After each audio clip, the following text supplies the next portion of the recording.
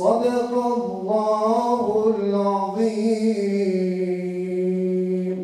الفاتحة.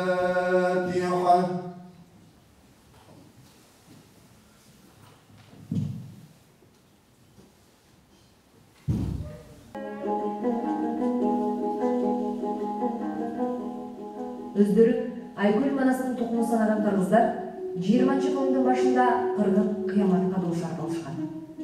Ата-бабаларды biz eskергенде bir эле мен кыргыз булутундагы кыргыз катары кыргыз аталарыбызды эстебей, Кыргызстанда жашаган Кыргызстан элинин бардыгын, ушу Кыргызстанга салым кошкон, Кыргызстанды ата журтум деп эсептеген бүтүн булуттарга тиешелүү.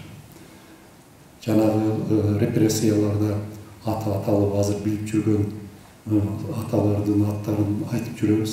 Аттары белгисиз, көмүлгөн жери белгисиз көп булуттардын өкүлдөрү бар.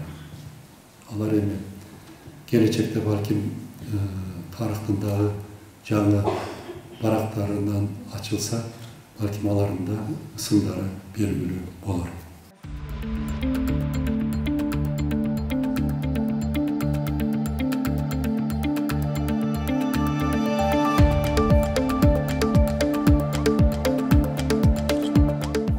Önümüzdeki yıl bu etkinliği Atabeyit'te bütün öğrencilerimizle kutlamak.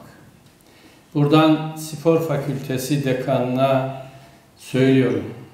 Gençlerimiz erken çıksınlar, 16 kilometre yürüsünler. Diğer fakülteden gençlerimiz, tarihçiler, edebiyatçılar, iletişimciler, diğer gençlerimiz de onlara katılsın. Biz de mutlaka Atabeyit'te olalım. Soğuk olabilir ama biraz önce filmde seyrettiniz. Doğu Türkistan'a, Çin sınırına ulaşabilmek için atalarımız neler çekmişler.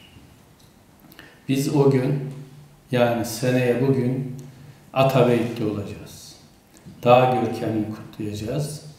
Belki 1000, belki 1500 kaç öğrencimiz katılırsa hepsini oraya götüreceğiz. Orada olacağız.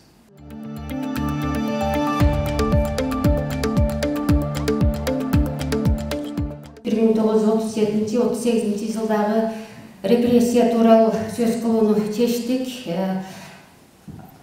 Анткени ноябрь айынын башталышы трагедиялуу мааниге ээ. Туп-туура 84 жыл мурда, тагыраак айтканда 1938 жылы biz бүгүн ата-бабаларыбызды эскерип жаткан ноябрь айынын алгачкы күндөрү 5-8 ноябрларда улут каймактары атууга өкүм кылынып, тилекке каршы бул өкүмдөр аткарылган.